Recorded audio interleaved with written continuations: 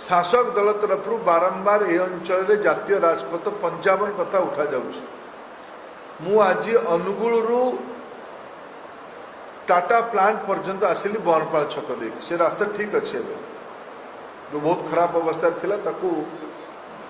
प्रताप बाबू आम केते टंका व्यवस्था करथिले मझी रास्ता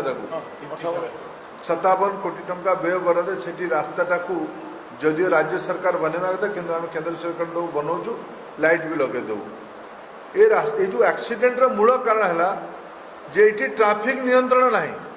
मु अनुगुल पीटीसी छकरू टाटा प्लांट पर्यटन आसिली रास्ता ठीक अच्छे शह शह गाड़ी ठिया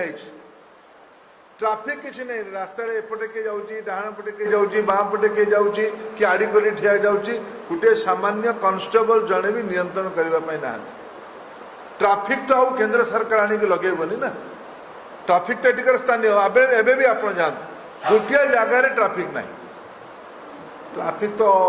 किए जड़े बाबू आसिले सब नेता मैंने ट्रैफिक काम कर रास्तार किए ट्रैफिक जगह